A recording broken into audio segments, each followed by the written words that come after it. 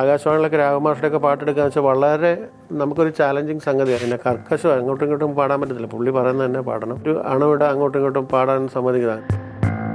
വോയിസിനൊരു മൈക്കും കിട്ടും, ഓർക്കസ്ട്രയ്ക്ക് വേറൊരു മൈക്ക്. അങ്ങനെ ഒരു ടേക്കിൽ ചിലപ്പോൾ ഓർക്കസ്ട്ര എവിടെയെങ്കിലും മുങ്ങിയിട്ടുണ്ടെങ്കിൽ അല്ലെ വോയിസ് പോയിട്ട് വീണ്ടും റീടേക്ക് എടുക്കും. അത് വല്ലാത്തൊരു ടെൻഷനിലൂടെ ആയിരിക്കും പാടുന്നത്. ഇപ്പൊ പക്ഷെ അതിൻ്റെ ഒന്നും ആവശ്യമില്ല. നമുക്കിപ്പോൾ ശ്രുതി ചേരാതെ പാടിയാലും അല്ലെങ്കിൽ ഓട്ടോ ട്യൂണിങ് അങ്ങനത്തെ പല സംവിധാനങ്ങളായി. പാട്ടുകാർക്ക് സംബന്ധിച്ച് ഏറ്റവും സുഖം ഇപ്പോഴാണ്. ഇന്നത്തെ തലമുറയ്ക്ക് ആ ഒരു കൺസിഡറേഷൻ ഇല്ല. ഇന്നത്തെ തലമുറയ്ക്ക് പ്രാർത്ഥനയൊന്നുമില്ലല്ലോ.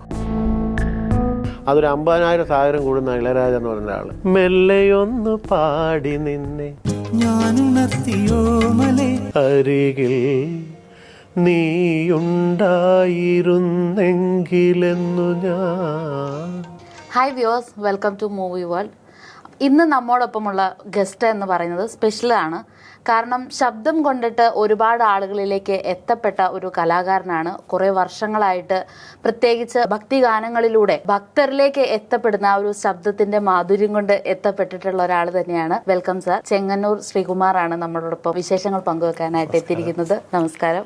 ഇപ്പോഴത്തെ ലേറ്റസ്റ്റ് വിശേഷങ്ങളൊക്കെ എന്തൊക്കെയാണ്? ലേറ്റസ്റ്റ് വിശേഷങ്ങൾ എന്ന് പറഞ്ഞാൽ ഇപ്പോൾ ഓണപ്പാട്ടുകളുടെ സമയമായി. ഓണപ്പാട്ടുകളുടെ റെക്കോർഡിങ് തുടങ്ങി. അതെ. പിന്നെ ഭക്തിഗാനങ്ങൾ ഇടയ്ക്ക് വരുന്നുണ്ട്, ഓരോ പാട്ടുകൾ ഇങ്ങനെ. അപ്പൊ ഓണപ്പാട്ടുകൾക്ക് വേണ്ടിയിട്ട് ഒരുപാട് പാട്ടുകൾക്ക് വേണ്ടിയിട്ട് 3-4 പാട്ട് പാടിക്കഴിഞ്ഞു. ഇന്നൊരു പാട്ട് പാടി. ഓണപ്പാട്ടുകൾ പാടുമ്പോൾ ഈ ഭക്തിഗാനങ്ങളും ഈ ഓണപ്പാട്ടുകളുമായിട്ട് വരുന്ന ഒരു വ്യത്യാസം എന്തായിരിക്കും? അത് ഓഫ് കോഴ്സ് എന്തായാലും വ്യത്യാസം ഉണ്ടാവുമല്ലോ. ഉണ്ടാവും. ഭക്തി പാട്ടുകൾ അതിൻ്റെ ആയിട്ടുള്ളൊരു ഭാവത്തിൽ ഭക്തി സാന്ദ്രമായിരിക്കണം പാട്ട്. ഓണപ്പാട്ടുകൾക്ക് ഇപ്പം മെലോഡിയസ് ആയിരിക്കും, ചിലപ്പം ചില ഫാസ്റ്റ് ആയിട്ടുള്ള പാട്ടുകളുണ്ടാവും, പല വെറൈറ്റിയിലുള്ള നാടൻ ശീലമുള്ള പാട്ടുകളുണ്ടാവും ഓണത്തിന്. ആ ഒരു വ്യത്യാസം നല്ല രീതിയിലുണ്ടാവും അല്ലേ? ഇപ്പോൾ കഴിഞ്ഞ ഇത്രയും വർഷങ്ങളായിട്ട് ഈ ഒരു ഫീൽഡിൽ നിൽക്കുന്നു. എനിക്ക് തോന്നുന്നു ഒരു 40 വർഷത്തോളമായിട്ട് ഈ ഫീൽഡിൽ നിന്ന് പോകുന്ന ഒരാളാണ്. എന്താണ് ഈ ഇത്രയും വർഷങ്ങളിൽ ഉണ്ടാവുന്ന ആ ഒരു വ്യത്യാസം എന്തായിട്ടാണ് തോന്നുന്നത്? സംഗീതത്തിൽ തന്നെ വരുന്ന ഒരു വ്യത്യാസം, പ്രത്യേകിച്ച് ഇപ്പോഴത്തെ ആളുകൾ എനിക്ക് തോന്നുന്നു സോഷ്യൽ മീഡിയയിലൊക്കെ ഒരുപാട് ആളുകൾ പ്രിഫർ ചെയ്യുന്ന അവരുടെ പ്രിഫറൻസസ് മാറുന്നുണ്ട് മ്യൂസിക്കുമായിട്ട് ബന്ധപ്പെട്ടിട്ട്. സാറിന് ഈ ഒരു ഇത്രയും വർഷത്തെ ആ ഒരു എക്സ്പീരിയൻസിൽ ഫീൽ ചെയ്യുന്ന കാര്യം? പണ്ടത്തെ കാലത്തെ അപേക്ഷിച്ച് ഒത്തിരി വ്യത്യാസമാണ്. എല്ലാവർക്കും അറിയാവുന്ന കാര്യമല്ലേ അത്. സംഗീതം കൊടുക്കുന്നതിനുള്ള വ്യത്യാസങ്ങൾ, രചനയിലുള്ള വ്യത്യാസങ്ങൾ, ആലാപനത്തിലുള്ള വ്യത്യാസങ്ങൾ, അത് ആ കാലത്തിനനുസരിച്ച് മാറിക്കൊണ്ടിരിക്കുന്നുണ്ട്. എനിക്ക് തോന്നുന്നു ഞാനൊരു 7ാം ക്ലാസ് തൊട്ട് സംഗീതം പഠിക്കുന്നുണ്ട്. 7ാം ക്ലാസ് സംഗീതം പഠിച്ച ഒരു 10ാം ക്ലാസ് ഒക്കെ എത്തുമ്പോഴത്തേക്ക് ഞാൻ അന്ന് കച്ചേരി പാടിയിട്ടുണ്ട് പണ്ട് ചെറുപ്പത്തിലെ. പിന്നെ അതെല്ലാം പോയി പിന്നെ ഗാനമേള ആ സെക്ഷനിലേക്കൊക്കെ മാറി. അപ്പോൾ അന്നത്തെ കാലത്ത് വെച്ചാൽ അന്ന് പാട്ട് നമ്മൾ മാഷ് വന്ന് പാട്ട് പഠിപ്പിക്കുമ്പോൾ ഇതിപ്പോൾ കൂട്ടത്തിൽ നിന്നുള്ള പാട്ട് പഠിത്തമല്ല, നമുക്ക് ഇൻഡിവിജ്വലായിട്ട് തന്നെ മാഷ് വന്ന് പറഞ്ഞു തരും. പിന്നെ അതിന്റെ ബ്രീത്തിങ്ങിന്റെ എക്സസൈസുകൾ അങ്ങനത്തെ കാര്യങ്ങളൊക്കെ പഠിപ്പിച്ചു തരും. പക്ഷേ ഇപ്പോൾ അങ്ങനത്തെ ഒരു നിലപാടൊന്നും ഇല്ല. ഇപ്പൊ കുറെ ആളുകൾ ഇപ്പൊ ഞാൻ കണ്ടതിലൊരു വ്യത്യാസം എന്ന് വെച്ചാൽ ഇപ്പൊ ഈ സിനിമാ പാട്ടുകൾ ഇങ്ങനെ നമ്മൾ റിയാലിറ്റി ഷോയിൽ കൂടെ മക്കൾ പാടുന്നു. അതൊരു അനുകരണത്തിന്റെ ഒരു സംഗതി അതിനകത്ത്. നേരത്തെ എന്ന് പറയുന്നത് ഇൻഡിവിജ്വൽ ആയിട്ട് ഓരോരുത്തരുടെയും ശിക്ഷണത്തിൽ ഇരുന്ന് പഠിച്ചെടുക്കുന്ന ഒരു ഇതുണ്ട്. അപ്പൊ അതിൽ നിന്ന് ഇപ്പൊ എന്ന് പറയുമ്പോൾ ഈ പറഞ്ഞ പോലെ ഒരു തരം ഇമിറ്റേഷൻസ് തന്നെയാണ് റിപ്പീറ്റ് ചെയ്ത് വന്നുകൊണ്ടിരിക്കുന്നത്. അപ്പൊ നമ്മുടേതായ ഒരു കോൺട്രിബ്യൂഷൻ അതിൽ കൊടുക്കാൻ പറ്റുന്നില്ല എന്നാണ്. നമ്മുടെ കോൺട്രിബ്യൂഷൻ കൊടുക്കാൻ നമുക്ക് ഇൻഡിവിജ്വൽ ആയിട്ട് പാട്ടുകൾ പാടാൻ കിട്ടണം. നമ്മൾ ഓരോ പലവിധ ടേസ്റ്റുകളുള്ള സംഗീത സംവിധായകർ പല രീതി സംഗീതം ചെയ്യുന്നു. ഇപ്പം ഞാൻ ഈ പഴയകാലത്തെ മിക്കവാറും എല്ലാ സംഗീത സംവിധായകരുടെ പാട്ട് പാടിയിട്ടുണ്ട്. ദേവരാജ മാഷ്, അർജുന മാഷ്, ദക്ഷിണാമൂർത്തി സ്വാമി, രവീന്ദ്ര മാഷ് വരെ പാട്ട് പാടിയിട്ടുണ്ട്. ജെറി മാഷിന്റെ പാട്ട് പാടിയിട്ടുണ്ട്, BA ചിദംബരനാഥ്, രാഘവൻ മാഷ്. അപ്പൊ ഇവർക്കെല്ലാം അവരുടെയൊക്കെ ഓരോരോ ശൈലികൾ വ്യത്യാസം വരും. അപ്പൊ എനിക്കൊക്കെ എന്നെ സംബന്ധിച്ച് കിട്ടിയ ഗുണമെന്ന് വെച്ചാൽ അവരുടെ കൂടെ ഇരുന്ന് പാട്ട് പഠിക്കാനും കുറെ നേരം ഇന്ററാക്ട് ചെയ്യാനും, പറഞ്ഞ പോലെ റെക്കോർഡിങ്ങിലും. അത് ഞാൻ പറഞ്ഞു, അന്നത്തെ റെക്കോർഡിംഗ് ഇന്നത്തെ എത്രയോ വ്യത്യാസം വന്നു. അന്ന് ഞങ്ങളിപ്പോൾ ആകാശവാണിയിലൊക്കെ രാഘവൻ മാഷിന്റെയൊക്കെ പാട്ടെടുക്കുക വെച്ചാൽ വളരെ നമുക്കൊരു ചാലഞ്ചിങ് സംഗതിയാണ്. കാരണം അദ്ദേഹം ഒന്നും ഒരു അണുവിട അങ്ങോട്ടും ഇങ്ങോട്ടും പാടാൻ സമ്മതിക്കുന്നത്. അദ്ദേഹം പറഞ്ഞിരുന്ന അത് ചിട്ടയായിട്ട് എഴുതിക്കൊണ്ട് വരും. രാവിലെ 10 മണിക്ക് സ്റ്റുഡിയോ ഓപ്പൺ ആണെങ്കിൽ പുള്ളിക്കാരൻ 9:30 എത്തും. ഞങ്ങളപ്പോൾ പാട്ട് നോക്കും. പിന്നെ കർക്കശം അങ്ങോട്ടും ഇങ്ങോട്ടും പാടാൻ പറ്റത്തില്ല. പുള്ളി പറയുന്നത് തന്നെ പാടണം. വോയിസിനൊരു മൈക്കും കിട്ടും, ഓർക്കസ്ട്രയ്ക്ക് വേറൊരു മൈക്ക്. അങ്ങനെ ഒരു ടേക്കിൽ ചിലപ്പോൾ ഓർക്കസ്ട്ര എവിടെയെങ്കിലും മുങ്ങിയിട്ടുണ്ടെങ്കിൽ അല്ലെ വോയിസ് പോയിട്ട് വീണ്ടും റീടേക്ക് എടുക്കും. അതൊരു എക്സ്പീരിയൻസ് തന്നെയാണ്. അത് വല്ലാത്തൊരു ടെൻഷനിലൂടെ ആയിരിക്കും പാടുന്നത്. എന്നാലും അത് പാടി നമ്മളങ്ങ് ട്രെയിൻഡ് ആവും അതിനകത്ത്. പിന്നെ ലിറിക്കൊക്കെ നമുക്ക് മനഃപ്പാടമായിരിക്കും, കാരണം അത്രയും റിഹേഴ്സൽ ചെയ്യേ. ഇപ്പൊ പക്ഷെ അതിന്റെ ഒന്നും ആവശ്യമില്ല. നമുക്കിപ്പോ ശ്രുതി ചേരാതെ പാടിയാലും അതൊരു സ്റ്റൈൽ എന്നുള്ള രീതിയിലേക്ക് സ്റ്റൈലല്ല, അല്ലെ ഓട്ടോ ട്യൂണിങ് അങ്ങനത്തെ പല സംവിധാനങ്ങളായി ടെക്നോളജി ഒത്തിരി ഡെവലപ്പ് ആയിപ്പോയി. പക്ഷെ അതോടുകൂടി അതിന്റെ ഒരു ജെന്യൂനെസ് എല്ലാം ഒത്തിരി ഒരു ഭയങ്കര ബ്രേക്ക് ഡൗൺ ആയിട്ടുണ്ട്. ഇപ്പൊ പുതിയ കാലഘട്ടത്തിൽ തന്നെ എനിക്ക് തോന്നുന്നത് ഞങ്ങളൊക്കെ പാടി വരുന്ന കാലത്തൊക്കെ ദാസേട്ടന്റെ ഒക്കെ കച്ചേരിയൊക്കെ ഇവിടെ ഞങ്ങൾ പോയി കേൾക്കുകയും ഇപ്പോഴത്തെ ഒരു ട്രെൻഡിൽ അങ്ങനത്തെ ഒരു ആവശ്യമൊന്നുമില്ല. കാരണം അല്ലാതെ തന്നെ അവർക്ക് പോപ്പുലാരിറ്റിയും കിട്ടും, പണവും കിട്ടും. പക്ഷെ അന്ന് അതല്ലേ ഞാൻ പറഞ്ഞത്, നമുക്ക് ആ മ്യൂസിക്കിനോടുള്ള ഒരു അഭിനിവേശം ഉദ്ദേശവും ഒരു താല്പര്യവും എന്തോ ഒരു ഗോഡ്ലി ആയിട്ട് നമ്മൾ അതിനെ കൊണ്ട് അതെ അതെ വളരെ ദൈവികമായ ഒരു കാര്യമായിട്ടാണ് മ്യൂസിക്കിനെ അന്ന് എല്ലാവരും കൺസിഡർ ചെയ്തിരുന്നത്. ഇന്നത്തെ തലമുറയ്ക്ക് ആ ഒരു കൺസിഡറേഷൻ ഇല്ല. ഇന്നത്തെ തലമുറയ്ക്ക് പ്രാർത്ഥനയൊന്നും ഇല്ലല്ലോ. നിലവിളക്ക് കത്തിച്ച് വെച്ചാൽ പ്രാർത്ഥിക്കണം നിർബന്ധമൊന്നുമില്ല. അത് എല്ലാ വീട്ടിലും അങ്ങനെ തന്നെ കേട്ടോ. ഇപ്പോൾ ഞാൻ അങ്ങനെ പറയല്ല, ഒട്ടുമിക്കവാറും അതിനോടുള്ള ഒരു ഈശ്വരനോടുള്ള ഒരു അടുപ്പോ അല്ലെ അങ്ങനത്തെ ഒരു കാര്യങ്ങളൊന്നുമില്ല. അവർ ഇപ്പം ന്യൂ ജനറേഷൻ എന്ന് പറഞ്ഞാൽ അവരവരുടെ ആയിട്ടുള്ളൊരു, അത് തെറ്റുണ്ടോ ശരിയാണോ എന്ന് എനിക്കറിയാം, എന്നാലും നമ്മൾ കാണുന്നതല്ലേ. നമ്മളൊക്കെ പഠിച്ചു വന്നു വെച്ചാൽ നമ്മൾ ഒത്തിരി സ്ട്രെയിൻ ചെയ്ത് ഒത്തിരി ആളുകളുടെ ഇപ്പോൾ സ്വാമി ദക്ഷിണാമൂർത്തി സ്വാമിയുടെ ഒക്കെ പാട്ട് അദ്ദേഹം ഈ പറഞ്ഞ പോലെ രാമമാഷയെക്കാട്ടി കർക്കശക്കാരനാണ്. ഒരു ട്യൂൺ തന്നെ ഒരു സാഹിത്യം എടുത്തു കഴിഞ്ഞാൽ അതിനൊരു 100 ട്യൂൺ ഇങ്ങനെ സ്പോണ്ടേനിയസ് ആയിട്ട് പാടിത്തരും. അപ്പം നമ്മൾ അതിനകത്ത് ഏതെങ്കിലും ഒരെണ്ണം ചൂസ് ചെയ്ത് പാടണം. അതിനകത്ത് തെറ്റിട്ടുണ്ടെങ്കിൽ നമ്മളെ വെറുതെ വിടത്തില്ല. ഇപ്പൊ പിന്നെ അങ്ങനത്തെ ആവശ്യം ട്രാക്ക് കേട്ടിട്ട് ഒക്കെ അല്ലേ പാടുന്നത്. ഇപ്പൊ പലരും പറഞ്ഞു കേട്ടിട്ടുണ്ട് സംഗീതം എന്ന് പറയുന്നത് ഒരു സാഗരമാണ്. അപ്പൊ അതിൽ നമുക്കതിന്റെ എല്ലാ ഭാഗങ്ങളും പഠിച്ചെടുക്കാൻ പറ്റില്ല. ഒരു മനുഷ്യന് ഒരുപാട് സമയം കൊണ്ടിട്ട് അത് കംപ്ലീറ്റ്ലി ആ ഒരു മ്യൂസിക്കിന്റെ എല്ലാം ഒന്നും പഠിച്ചെടുക്കാനായിട്ട് പറ്റില്ല എന്നാണ് പറയുന്നത്. ഇത്രയും വർഷത്തെ എക്സ്പീരിയൻസിൽ ഏറ്റവും ബെസ്റ്റ് ഒരു ഇൻസ്റ്റിറ്റ്യൂട്ടായിട്ട് ഫീൽ ചെയ്തത് ആരുടെ കീഴിലൊരു പാട്ട് പാടുമ്പോഴാണ്? അങ്ങനൊന്നും പറയാൻ പറ്റുകയില്ല. ഓരോരുത്തർ ഡിപ്പെൻസ്. രവീന്ദ്ര മാഷയുടെ പാട്ടുകളാണെങ്കിലും അദ്ദേഹത്തിന് ഭയങ്കര ബേസ് ആയിട്ടുള്ള വോയിസ് ആണ്. ഒരിക്കൽ ഞങ്ങൾ കോഴിക്കോട് ഒരു സ്റ്റുഡിയോ, രാജശ്രീ സ്റ്റുഡിയോ എന്ന് റെക്കോർഡിങ് വന്നപ്പോൾ സത്യനന്ദിക്കാട് സാർ എഴുതിയൊരു പാട്ടുമായിട്ട് സൗമ്യയാം ഭൂമിതൻ ഒരു പാട്ട്. എൻ്റെ വോയിസ് ഒത്തിരി ഡീപ്പായിട്ട് വരത്തില്ല, പക്ഷെ അദ്ദേഹത്തിൻ്റെ വോയിസ് ഭയങ്കര ശ്രുതിയിലൊക്കെ ഭയങ്കര ബേസാണ്. ആ പഞ്ചമൊക്കെ പാടുമ്പോൾ ഭയങ്കര നിറവാണ്. വാസ്തവത്തിൽ ദാസേട്ടൻ പാടിയാലേ ശരിയാവത്തുള്ളൂ എൻ്റെ പാട്ടുകൾ. അപ്പോൾ അങ്ങനത്തെ അതൊരു വേറൊരു സംഗതി, മനസ്സിലായില്ല. അപ്പോൾ ഓരോരുത്തർ ഡിപ്പെൻസ്, ഓരോരുത്തർക്കും ഓരോരുത്തരായിട്ടുള്ള ഇപ്പം നമ്മളെങ്ങനെ പാടിക്കൊടുക്കുന്നുണ്ടെന്നുള്ളതാണ് അതിൻ്റെ ഒരു കാര്യം. നമ്മളത് ഭംഗിയായിട്ട് ചെയ്താൽ അവർക്ക് താല്പര്യം കൂടി നമ്മളെ പിന്നെ വിളിക്കും, അല്ലെ പിന്നെ വിളിക്കത്തില്ല. മനസ്സിലായില്ലേ? ആകാശവാണി കൂടെ കൂടുതലും പറഞ്ഞ പോലെ പാട്ടുകൾ അധികം പാടാനുള്ള എനിക്ക് അവസരം കിട്ടിയിട്ടുള്ളത്. നാടക ഗാനങ്ങളും കുറേ ഞാൻ പാടിയിട്ടുണ്ട്. ദേവരാജ മാഷെ തന്നെ ഞാൻ ദേവരാജ മാഷെ കാണുന്നത് 95 ആ സമയത്തൊക്കെയാണ് തിരുവനന്തപുരത്ത് കരമനയെന്ന്. അദ്ദേഹത്തിൻ്റെ അന്ന് ഈ KPSCയുടെ നാടകങ്ങളുടെ പാട്ടുകൾ അവർ റീമേക്ക് ചെയ്തു. അതായത് ഓർക്കസ്ട്രേഷൻ കംപ്ലീറ്റ് മാറ്റിയിട്ട് ആ ട്യൂണിൽ തന്നെ നിന്നുകൊണ്ട് ഓർക്കസ്ട്രേഷൻ അതിൻ്റെ ബാക്കിയുള്ള സംഗതികളൊക്കെ മാറ്റിയിട്ട് മാഷ് അത് റീമേക്ക് ചെയ്തു. അത് പക്ഷേ അതിൻ്റെ ആ വർക്കൊന്നും ഇറങ്ങില്ല. അത് ഒരു വലിയ കമ്പനി സ്പോൺസർ ചെയ്ത ഞാനും ജയേട്ടനുണ്ടായിരുന്നു, നമ്മുടെ P. ജയചന്ദ്രന്, അതുപോലെ മാധുര്യമ്മയും, ഞങ്ങൾ 3 പേരും കൂടെ അത് പാടി. അതിനകത്ത് 2 പാട്ട് എന്നെ കൊണ്ട് പാടിച്ചു മാഷ്. ഒരു മാരിവില്ലിൻ തേന്മലർ എന്നൊരു പാട്ട്, അതിനകത്ത് കോറസൊക്കെ കൊടുത്ത് വലിയ നല്ല സെറ്റപ്പ് ആയിരുന്നു. അത് ട്രിവാൻഡ്രത്ത് തരങ്ങിണിയിൽ നിന്ന് റെക്കോർഡ് ചെയ്തതൊക്കെ. പിന്നെ വള്ളിക്കുടിൽ നിന്നൊരു പാട്ട് ഞാനും മാധുര്യമ്മയും കൂടെ അതിനകത്ത്. അങ്ങനെ മാഷയുടെ കുറേ കാലം ഞാൻ വർക്ക് ചെയ്തിട്ടുണ്ട്. മാഷയുടെ ഓർക്കസ്ട്രയിലൊക്കെ ഉണ്ടായിരുന്നു തിരുവനന്തപുരത്ത്. എന്നെ വലിയ കാര്യമായിരുന്നു. പാട്ട് മാഷയുടെ ഒരു പടത്തിലൊക്കെ പാടിക്കാനൊക്കെ വിളിച്ചു, പക്ഷെ നമ്മുടെ നിർഭാഗ്യം കൊണ്ട് അതൊന്നും നടന്നില്ല. ഏതോ കാലത്ത് ആദ്യമായിട്ട് പാടിയൊരു പാട്ടുണ്ടാവുമല്ലോ, അല്ലെങ്കിൽ ഈ ഒരു ഫീൽഡിലേക്ക് വരുന്ന ഒരു ടൈം, അല്ലെ ആദ്യമായിട്ട് റെക്കോർഡ് ചെയ്യുന്ന ആ ഒരു മൊമെന്റ്, അതൊക്കെ ആ ഒരു രീതിയൊക്കെ എങ്ങനെയായിരുന്നു? ആദ്യമായിട്ട് റെക്കോർഡ് ചെയ്യുന്നതന്നെയല്ല, ഞാൻ സ്കൂൾ യൂത്ത് ഫെസ്റ്റിവൽസിലൊക്കെ ഞാൻ പങ്കെടുത്തിട്ടുണ്ട്. പ്രൈസ് എല്ലാം സ്റ്റേറ്റിലൊക്കെ കിട്ടിയിട്ടുണ്ട്. അപ്പോൾ ഞാൻ തന്നെ ട്യൂൺ ചെയ്തിട്ടുള്ള കവിതകൾ അന്നേ രചിക്കുമായിരുന്നു. അതെ, അതിന് സമ്മാനം കിട്ടിയിട്ടുണ്ട്. സ്റ്റേറ്റില് 1st and 2nd ഒന്നുമില്ല, 3rd പ്രൈസ് ഒക്കെ കിട്ടി അന്നത്തെ കാലത്ത് 75-ല്. പിന്നെ സംഗീതം പഠിക്കുന്ന വെച്ചാൽ എൻ്റെ അനിയത്തിയുടെ കൂടെയാണ് ഞാൻ പഠിച്ചു തുടങ്ങുന്നത്. കാരണം അനിയത്തിക്ക് ഈ കുറുനാക്കിനൊരു ചെറിയ പ്രശ്നമുണ്ട്. അപ്പോൾ ഡോക്ടർ പറഞ്ഞു ഇങ്ങനെ മ്യൂസിക് പഠിക്കണം, പ്രാക്ടീസ് എല്ലാം പഠിക്കണമെന്ന് പറഞ്ഞു. അപ്പോൾ ഞാൻ അവിടെ കൂടി ഇരുന്നാണ് സംഗീതം പഠിക്കാൻ തുടങ്ങുന്നത്. അനിയത്തിക്ക് വേണ്ടി അവിടെ പോയിരുന്നു. അതെ, അനിയത്തി കോഴിക്കോടുണ്ട്. അങ്ങനെയാണ് ആ ഒരു ഇൻട്രസ്റ്റ് വരുന്നത്. അതെ, ഞങ്ങൾ ഒരുമിച്ചാണ് പാട്ട് പഠിക്കാൻ തുടങ്ങുന്നത്. അതങ്ങനെ വന്ന് പിന്നെ ഞാൻ സ്കൂളിംഗ് എല്ലാം അവിടെ ചങ്ങനാശ്ശേരിയിലായിരുന്നു നാട്ടിൽ. കോളേജ് ആയപ്പോൾ ഞങ്ങൾ കോഴിക്കോടിന് മാറി. എൻ്റെ ഫാദർമാരും കോഴിക്കോട് മെഡിക്കൽ കോളേജിലായിരുന്നു, 2 പേരും ഇല്ല, അവരൊക്കെ പോയി. കോളേജ് ചേർന്നതിന് ശേഷം കോളേജിൽ നിന്ന് നല്ല ഫാദർമാർ നടത്തുന്ന കോളേജ് CMA ഫാദേഴ്സിൻ്റെ. അപ്പോൾ അവർക്ക് നല്ല ഒരു എന്താ പറയുക, നമുക്കൊരു നല്ല ഒരു പുഷിങ്, അവർ എല്ലാ രീതിയിലും നമ്മളെ അത്രയും പ്രൊമോട്ട് ചെയ്തിട്ടുള്ള ഒരു പാട്ടുകൾ പാടാനും. പിന്നെ കോളേജിൻ്റെയൊക്കെ ഞാൻ അവിടെ യൂണിവേഴ്സിറ്റി 2-3 വർഷം വിന്നറായാണ് ലൈറ്റ് മ്യൂസിക്കിൽ കോൺസിക്യൂട്ടീവ് ആയിട്ട്. ഒരു ഡിഗ്രിക്ക് 1st year 2nd year 3rd year price എനിക്ക് തന്നെയായിരുന്നു ലൈറ്റ് മ്യൂസിക്കിന്. നമ്മുടെ ജീവിതത്തിൽ ഒരു വലിയൊരു ഭാഗ്യമായിട്ട്. ആക്ച്വലി എൻ്റെ പേര് MG ശ്രീകുമാർ, എൻ്റെ ഇനിഷ്യൽ MG എന്നാണ്. MG എന്നാണ് എൻ്റെ പേര്. എൻ്റെ പാസ്പോർട്ടും എൻ്റെ ബാക്കിയുള്ള ഡിഗ്രി സർട്ടിഫിക്കറ്റ്സ് ഒക്കെ MG ശ്രീകുമാർ എന്നാണ്.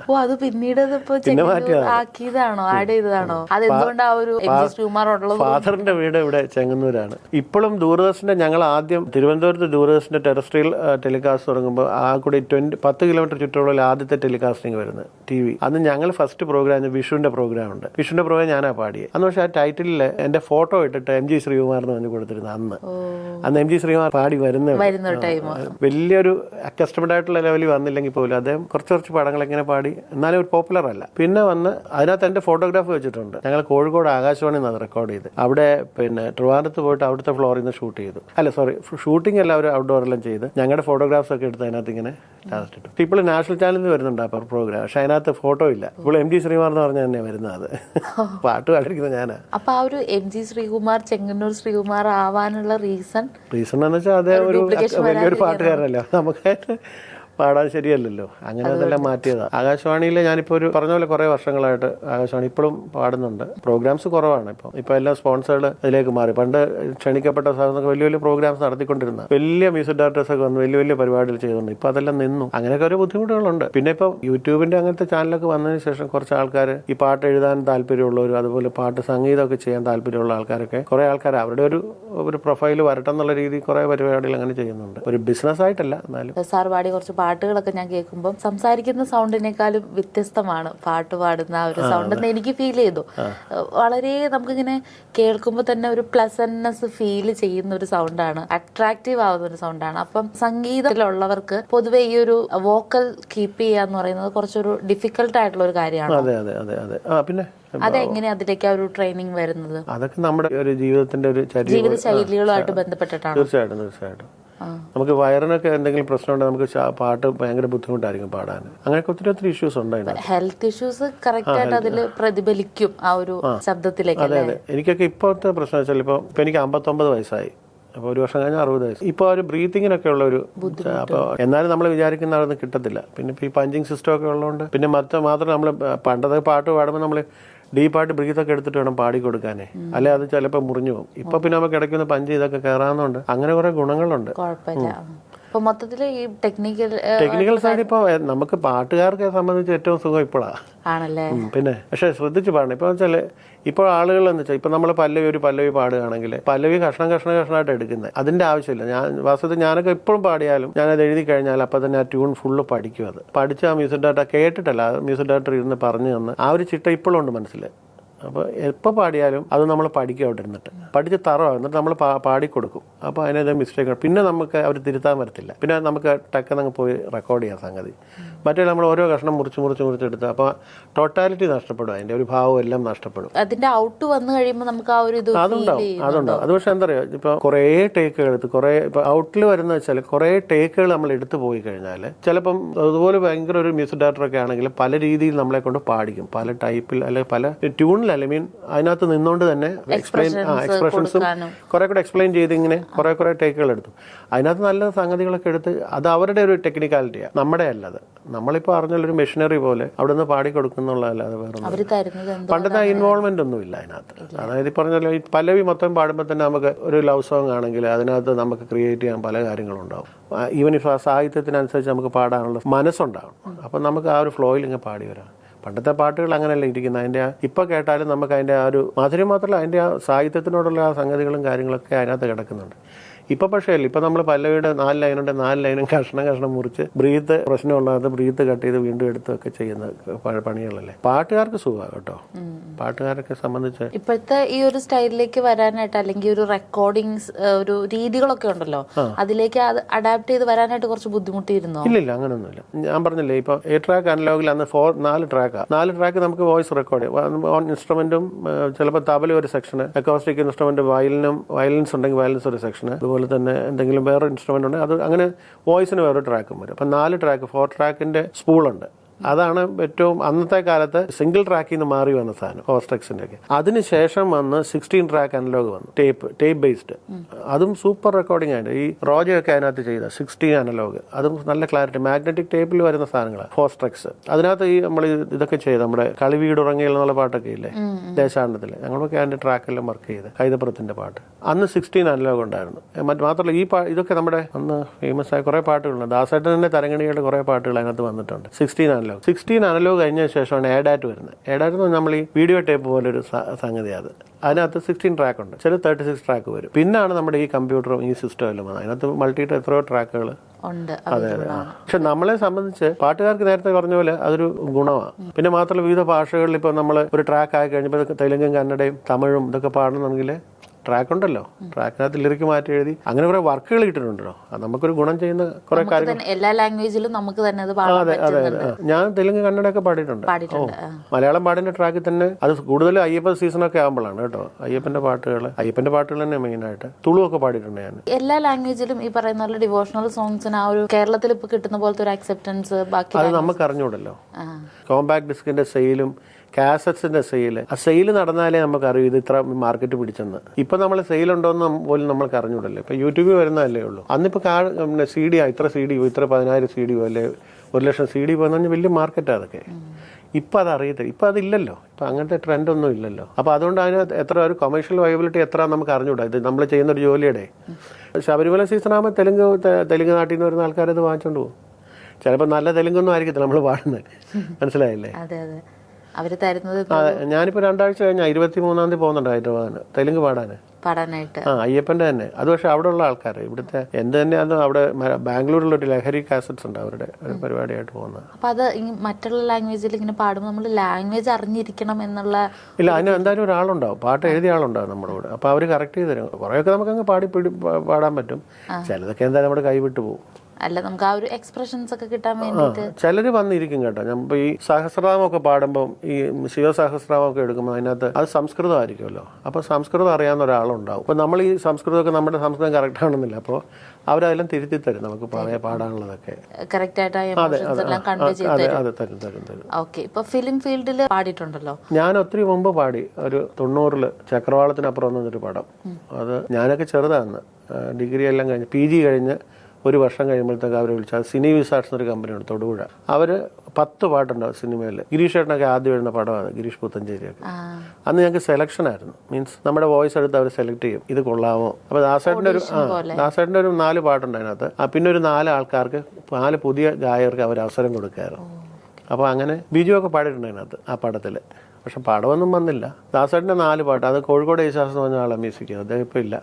ഗിരീഷ് ചേട്ടൻ ആദ്യമായിട്ട് എഴുതുന്ന പടമാണ്. ഞങ്ങൾ അതിന് മുമ്പ് കണ്ടിട്ട് കുറേ പാട്ടുകളൊക്കെ ഗിരീഷ് ചേട്ടൻ ട്യൂണൊക്കെ ചെയ്യുമായിരുന്നു. അങ്ങനെ ഒരു ബന്ധം ഉണ്ടെന്ന് വെച്ചു. ഗിരീഷ് ചേട്ടൻ ഈ പറഞ്ഞ പോലെ ഈ ടെസ്റ്റ് പാസ്സായിട്ടാണ് ഇതിനകത്ത് എഴുതുന്നത്. പക്ഷെ പിന്നെ പുള്ളിയുടെ സംഗതി മാറിപ്പോയി. പുള്ളി പിന്നെ സിനിമ ഞാൻ പിന്നെ ഒരു ബിസിനസ് ചെയ്തു. ബിസിനസ്സൊക്കെ പൊട്ടിപ്പോയി. കുറേ വർഷം അതുമായിട്ട് പോയി. വീണ്ടും ഒരു കുറേ കാലം പാരൽ കോളേജ് പഠിപ്പിച്ചു 2-3 വർഷം. PG കഴിഞ്ഞിട്ട് അധ്യാപകനായിരുന്നു. കൊമേഴ്സ് ആയിരുന്നു ഞാൻ.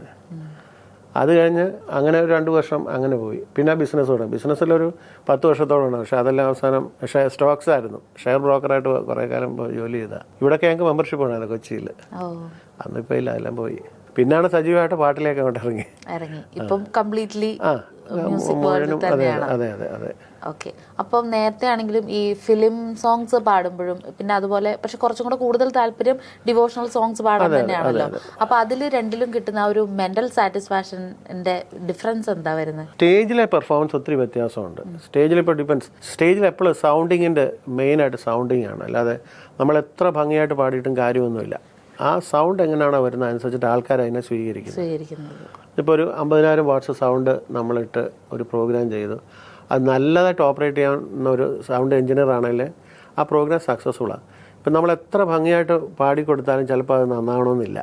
ലൈവ് ഷോസ് എപ്പോഴും ആ സൗണ്ടിങ്ങിനെ ഡിപ്പെൻഡ് ചെയ്തിരിക്കും 90%. മറ്റേതങ്ങനെ ചിലപ്പോൾ ഈ ചെറിയ പ്രോഗ്രാംസ് വരും. ഇപ്പം ഭാസ്കരൻ മാഷയുടെ പാട്ടുകൾ മാത്രം, അത് കുറച്ചൊരു ഓഡിയൻസ് ഒക്കെ കാണാം. പക്ഷെ അതിനകത്ത് നമ്മൾ നന്നായിട്ട് പാടണം, അല്ലെങ്കിൽ അത് ബുദ്ധിമുട്ടാണ്. അങ്ങനത്തെ. പക്ഷെ ലൈവ് ഷോസ് തന്നെ, എനിക്ക് ലൈവ് ഷോസ് ഒത്തിരി ഇഷ്ടമാണ്. പഴയ പാട്ടുകൾ അധികം പാടാറ് ഉണ്ട്. പിന്നെ ഇപ്പം ചെയ്യാറുണ്ട്. ഓക്കെ. അപ്പോൾ ഇപ്പോൾ ഇത്രയും നാളുകൾ ഇതിൽ ഈ ഒരു ഫീൽഡിൽ നിന്നത് കൊണ്ടിട്ടും ഒരുപാട് എക്സ്പീരിയൻസസ് പല ഭാഗത്തു നിന്നും ഉണ്ടായിട്ടുണ്ടാവും. അപ്പോൾ ഒരുപാട് സാക്രിഫൈസസ്, ഇത്രയും ഇതിൽ നിൽക്കാനായിട്ട് ഒരുപാട് സാക്രിഫൈസസ് ഉണ്ടാവും. അപ്പം ഏറ്റവും ഒട്ടും മറക്കാൻ പറ്റാത്ത രീതിയിലുള്ള ഒരു എക്സ്പീരിയൻസ് അല്ലെങ്കിൽ ഒരു മോശം എക്സ്പീരിയൻസ് എന്നോ? മോശമായിട്ടുള്ള എക്സ്പീരിയൻസ് ഒന്നും വന്നിട്ടൊന്നുമില്ല. അതിപ്പം കുറച്ച് ഈ സംഗീത സംവിധായകരുടെ ചിലപ്പോൾ വായിലിരിക്കുന്നതൊക്കെ കേട്ടാണ് ചിലപ്പോഴൊക്കെ. അതൊക്കെ പിന്നെ ഇപ്പോൾ കുറച്ചൊരു അതൊക്കെ പണ്ട് കേട്ടോ. ഇപ്പം അങ്ങനെയൊന്നുമില്ല. ഇപ്പം അങ്ങനെയൊന്നുമില്ല. അങ്ങനത്തെ ആളുകളൊക്കെ പോയില്ലേ, എല്ലാവരും പോയി. അർജുനൻ മാഷ് വരെ പോയി. ഇനിയിപ്പോൾ വിദ്യാരൻ മാഷ് പാടാൻ വിളിക്കുന്നതാണ് ഇടയ്ക്ക്. പക്ഷെ പുള്ളി അവരൊന്നും അങ്ങനെയൊന്നും പറയത്തൊന്നുമില്ല നമ്മളോട്.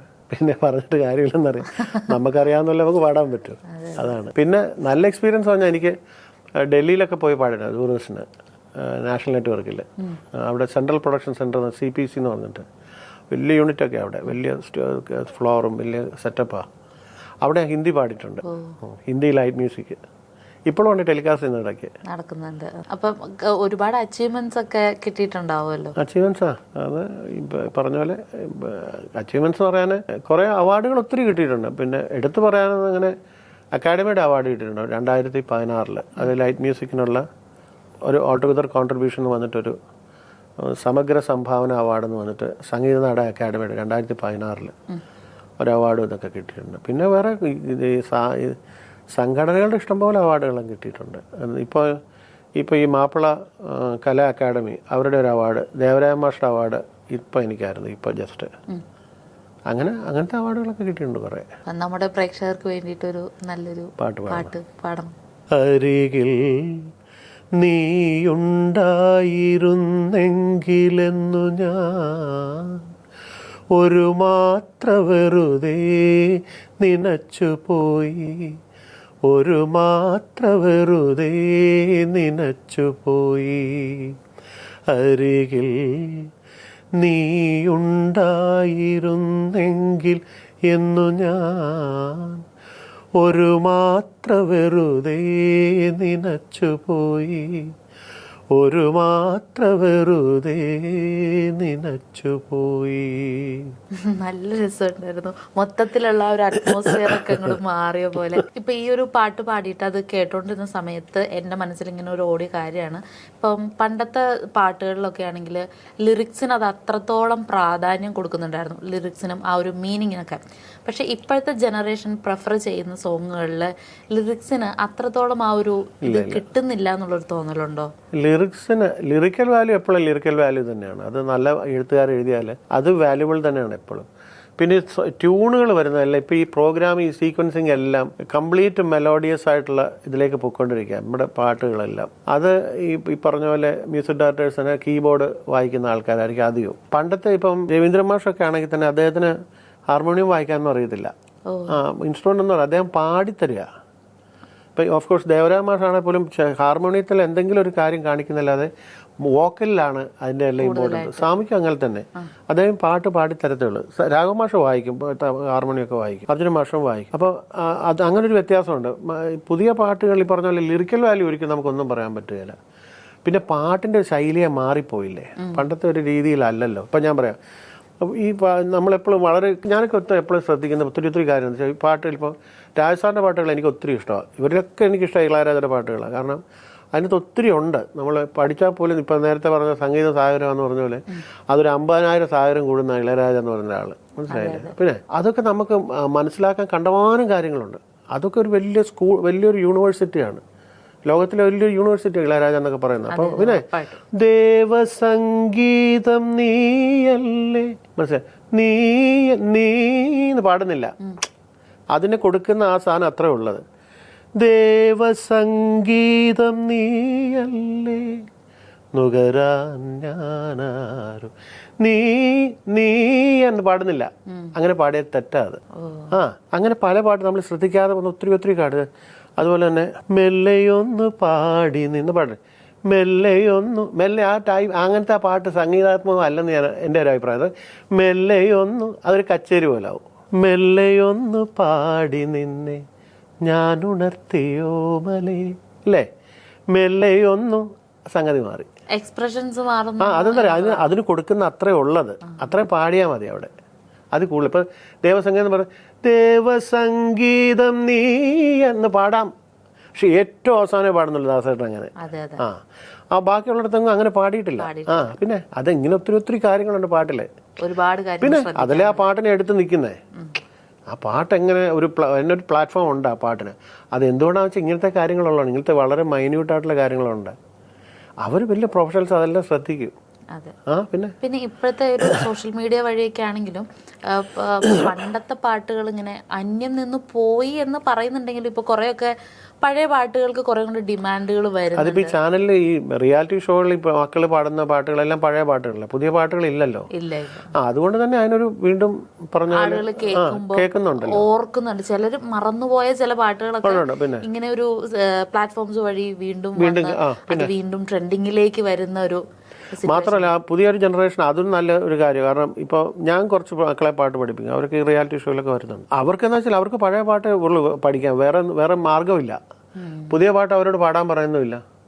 അപ്പോൾ അവർ പഴയ പാട്ട് എങ്ങനെയായാലും പഠിച്ചു പോകും. അവർ പഠിക്കുന്നുണ്ട്, അതിൻ്റെ താഴെയുള്ള പിള്ളേരെല്ലാം ടി വിക്കകത്ത് കയറാൻ വേണ്ടിയിട്ട് അവരും പഠിച്ചുകൊണ്ടിരിക്കും.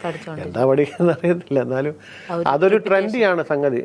പക്ഷെ എന്നാൽ നല്ല പാടുന്ന പിള്ളേരുണ്ട്, നല്ല ജ്ഞാനമുള്ള പിള്ളേരുണ്ട്, നന്നായിട്ട് പാടുന്ന പിള്ളേരുണ്ട്. അപ്പോൾ ഇനിയാണെങ്കിലും ഈ ഒരു സംഗീതത്തിന്റെ ഫീൽഡിൽ നിന്നുകൊണ്ടിട്ട് ഒരു ഏറ്റവും ബെസ്റ്റായിട്ട് ഇപ്പോൾ ഒരുപാട് സംഗീതജ്ഞരെ കണ്ടിട്ടുണ്ടാവും, അവരോടൊക്കെ മീറ്റ് ചെയ്തിട്ടുണ്ടാവും. പക്ഷെ എന്നാലും ഏറ്റവും ബെസ്റ്റ് എന്ന് ഒരു സ്വന്തമായിട്ട് വാല്യുവേഷൻ കൊടുക്കുന്നത് ആർക്കായിരിക്കും? അങ്ങനെയൊക്കെ പറയാൻ പറ്റില്ല. എന്നാലും ഒരു ഫേവറേറ്റ് ഉണ്ടാവുമല്ലോ. പിന്നെ എനിക്ക് ദേവരാജ മാഷെ തന്നെ ഇഷ്ടം. ഇപ്പൊ പുതിയ ഇതിലൊക്കെ വരികയാണെങ്കിൽ പിന്നെ ഞാനിപ്പോ ആകാശവാണിയിലാണെങ്കിൽ തന്നെ ഹരിപ്പാട് പിള്ള സാറുണ്ട്, കെ പി എം പിള്ള സാറിന്റെ ഒത്തിരി പാട്ട് ഞാൻ പാടിയിട്ടുണ്ട്. അതിന് നമുക്ക് കുറെ കൂടെ ഒരു എക്സ്പീരിയൻസ്, നമുക്ക് എവിടെ പോയാലും പാടി നിൽക്കാനുള്ള ഒരു ധൈര്യം കിട്ടുന്ന കുറെ സംഗീത സംവിധായകരുണ്ട്. അപ്പോൾ രാഘവമാഷാണെങ്കിൽ തന്നെ വലിയ പാടാൻ വലിയ പ്രയാസമാണ്. അങ്ങനെ നമുക്ക് പാടി കഴിച്ചിലാകാൻ പറ്റത്തില്ല. നമ്മൾ വെറുതെ വിചാരിക്കാതൊക്കെ കേൾക്കുമ്പോൾ ഭയങ്കര പ്രയാസം. അങ്ങനത്തെ അതൊക്കെ നമുക്ക് ജീവിതത്തിൽ കിട്ടിയ ഏറ്റവും വലിയ ഭാഗ്യമാണ് ഉറപ്പായിട്ടും. അപ്പം ഇത്തരം ഭാഗ്യങ്ങൾ ഇനിയും ഒരുപാട് കിട്ടട്ടെ ഞങ്ങൾക്കും. ഇപ്പം നിങ്ങളെപ്പോലുള്ള മ്യൂസീഷ്യൻസ് ഒക്കെ തരുന്ന ആ ഒരു പാട്ടുകൾ, ഇപ്പോൾ സിംഗേഴ്സ് ആണെങ്കിൽ പോലും മ്യൂസീഷ്യൻസ് അവർ കമ്പോസ് ചെയ്ത് തരുന്നതാണെങ്കിൽ പോലും ഞങ്ങൾക്കും അതൊരു ഭാഗ്യമാണ്. പല സമയത്തും മ്യൂസിക് കൊണ്ട് മാത്രം അല്ല പറയാൻ കണ്ടമാനം സംസാരിക്കാനുള്ളൊരു സംഗതി ആയതല്ല. പക്ഷേ പിന്നെ ഓരോ സംഗീത സംവിധായകർ ചെയ്ത സംഗീതത്തിലും അവരുടേതായിട്ടുള്ള ഭയങ്കരമായിട്ടുള്ള ഐഡന്റിറ്റി പല പാട്ടുകളിലും അവർ കാണിച്ചു തന്നിട്ടുണ്ട്. അപ്പോൾ അത് മനസ്സിലാക്കി എടുക്കുക എന്നുള്ള അതിനകത്തെ കാര്യം. അത് കുറേ കേൾക്കുമ്പോൾ തന്നെ നമുക്ക് അതിനെപ്പറ്റി അതെന്താണെന്നുള്ള കൃത്യമായിട്ട് മനസ്സിലാവും. ചില പാട്ടുകൾ നമുക്ക് ചിന്തിക്കാൻ പറ്റാത്ത രീതിയിലുള്ള പാട്ടുകളുണ്ട്. നമ്മൾ കേൾക്കുമ്പോൾ വളരെ സിമ്പിളായിട്ട് തോന്നും. ഇപ്പോൾ 1000 കണ്ണുമായി, 1000 കണ്ണ്, ആ പാട്ട് ഭയങ്കര ടഫാണ് പാടാൻ, എളുപ്പമല്ല ആ പാട്ട്. നമ്മൾ കേൾക്കുമ്പോൾ എന്താ നല്ല സുഖമുള്ള പാട്ട്. അങ്ങനത്തെ എത്രയോ പാട്ടുകളുണ്ട്. കേൾക്കുമ്പോൾ നമ്മൾ നമുക്ക് അതിനോട് പാടാനുള്ള ഒരു അഭിനിവേശമുണ്ട് ആ ട്യൂണിനോട്. അത് ആ ട്യൂണിൻ്റെതാണ്. പക്ഷേ പാടാൻ തുടങ്ങിയാൽ നമുക്ക് അങ്ങനെ അതിനോട് അത്ര ഇതായിട്ട് പാടാൻ പ്രയാസമാണ്. അങ്ങനെ എത്രയോ പാട്ടുകളുണ്ട്. ഇപ്പോൾ ഒരു പാട്ട് കേൾക്കുമ്പോൾ എങ്ങനെയാണ് ഒരു മനുഷ്യൻ്റെ ഇമോഷൻസിനെ അത് ഇങ്ങനെ പിടിച്ച് മാറ്റി, ഇപ്പം വളരെ വീക്കായിട്ടിരിക്കുന്ന സമയത്ത് ചിലർ പാട്ട് കേട്ട് അതിലൂടെ ഒരു എനർജി ക്രിയേറ്റ് ചെയ്ത് വരുന്നുണ്ട്. അതെങ്ങനെയായിരിക്കും ആ ഒരു പ്രോസസ്സ് നടക്കുന്നത്? അതെല്ലാം നമ്മുടെ ഒരു മനസ്സിൻ്റെ ഒരു അത്രയേ ഉള്ളൂ. അല്ലാതെ പാട്ട് എനിക്കെപ്പോഴും പാട്ട് കേൾക്കുന്നത് ഇഷ്ടമാണ്. എപ്പോഴും ചിലപ്പോൾ വിചാരിക്കും കുറെ കഴിയുമ്പോൾ ബോറടിക്കും, എന്നാലും ബോറടിച്ചാലും കേട്ടോണ്ടിരിക്കും പാട്ടുകൾ. അങ്ങനെ ബോറടിക്കാത്ത പോലെ അല്ല, എന്നാലും കുറെ നേരം നമ്മളിത് ഭയങ്കര പ്രയാസമായിരിക്കും. കുറെ നേരം വരും. ചില റെസണൻസ് നമുക്ക് അങ്ങനെ ഫീൽ ചെയ്ത് ചിലപ്പോൾ നമുക്ക് ഇതായിപ്പോൾ തലവേദനയൊക്കെ വരും ചില നേരം. പിന്നെ ഇൻസ്ട്രുമെന്റിലാണ് എനിക്ക് കുറേ ഇൻസ്ട്രുമെന്റിൽ ഒത്തിരി കേൾക്കാറുണ്ട്. ഞാൻ എല്ലാ ഈ പറഞ്ഞല്ലോ വെസ്റ്റേൺ മ്യൂസിക് എത്രയോ ഏത് കാലം തൊട്ട് വെസ്റ്റേൺ മ്യൂസിക് കേട്ടിട്ടുണ്ട്. എനിക്ക് അതിനോടൊക്കെ എല്ലാം കമ്പമുണ്ട്, ഗസൽസ് എല്ലാത്തിനോടും കമ്പമുണ്ട്. ഇപ്പം പുതിയ പാട്ടുകാർ വരുന്ന ഇതെല്ലാം കേൾക്കണമെന്ന് എൻ്റെ അഭിപ്രായം. ഇപ്പോൾ ഇവർക്കെന്ന് വെച്ചാൽ അവർക്ക് വളരെ ഇപ്പം ഞങ്ങളൊക്കെ പാട്ട് പഠിച്ച സമയത്ത് ഒരു റേഡിയോ മാത്രമേ ഉള്ളൂ. ആ റേഡിയോയ്ക്കകത്ത് വരുന്ന പാട്ടുകളൊക്കെ കേട്ടിട്ട് വേണം നമ്മൾ പഠിക്കാനൊക്കെ. ഞങ്ങളൊക്കെ നാട്ടിലുള്ള സമയത്ത് ചങ്ങനാശ്ശേരിയിലുള്ള അവിടെ ഈ ആലപ്പുഴയിൽ നിന്ന് വരുന്ന ബ്രോഡ്കാസ്റ്റിംഗാണ്. അപ്പോൾ രഞ്ജിനി എന്നൊരു പരിപാടിയുണ്ട് ഉച്ചയ്ക്ക് 1 മണിക്ക്, 1 മണി തൊട്ട് 2 മണി വരെ ചലച്ചിത്ര ഗാനങ്ങളാണ്. അത് നമ്മൾ ആവശ്യപ്പെടുന്ന ഗാനങ്ങളാണ്. ആൾക്കാരുടെ പേര് പറയത്തില്ല, അത് ഡിപ്പെൻസ്. അന്നത്തെ ഹിറ്റ് പാട്ടുകളൊക്കെ അതിനകത്ത് വരും. അങ്ങനെ ഒരു മാർഗ്ഗം. അല്ല പിന്നെ സിനിമാ തിയേറ്ററിൻ്റെ അവിടെ പോയി നിൽക്കണം പാട്ട് കേൾക്കണേ. അങ്ങനെ ഒരു ഇപ്പം അതെല്ലാം മാറിപ്പോയില്ല. എന്തുമാത്രം പാട്ടുകൾ. പിന്നെ ഓപ്ഷൻസേ ഉള്ളൂ. ഏത് പാട്ട് കേൾക്കണം അപ്പം തന്നെ കേൾക്കാൻ. അതെ, പക്ഷെ അതിനോടുള്ള ആ അഭിരുചി ഇപ്പം എന്നെ സംബന്ധിച്ച് പറഞ്ഞാൽ കുറെ പണ്ടൊക്കെ നമുക്ക് കേൾക്കാം. ഇപ്പം എല്ലായിടത്തും കേൾക്കാൻ പറ്റുന്നതുകൊണ്ട് നമുക്ക് കേൾക്കാൻ താല്പര്യമില്ല. അതെ അതെ അതെ, അതാണ് അതിൻ്റെ ഒരു. എന്നാലും ഇനിയും ഒരുപാട് ഞങ്ങളുടെയൊക്കെ മനസ്സിന് ആ ഒരു ഇത് സന്തോഷം തരുന്ന രീതിയിലുള്ള പാട്ടുകളൊക്കെ ഞങ്ങൾ ഇനിയും പ്രതീക്ഷിക്കുന്നു. അപ്പൊ ഭാവിയിൽ ഇനി നല്ല നല്ല ഭാവിയൊന്നുമില്ല, ഭാവി ഇനി എന്താ അല്ല, എന്നാലും പാട്ടിന് അങ്ങനെയൊന്നും ഇല്ല കേട്ടോ. പാട്ട് പാടാൻ കിട്ടി നമ്മളെപ്പോ വേണമെങ്കിലും പാടാം. പിന്നെ അതിനകത്ത് അങ്ങനൊന്നുമില്ല. അപ്പോൾ ഈ ഒരു വിലപ്പെട്ട സമയം ഞങ്ങൾക്ക് മൂവി വേൾഡിനോടൊപ്പം ചെലവഴിച്ചതിനും ഇവിടെ വന്നതിലും കാണാൻ കഴിഞ്ഞതിലും ഒക്കെ വളരെയധികം സന്തോഷം. Thank you so much. വളരെ സന്തോഷം. നന്ദി. നമസ്കാരം.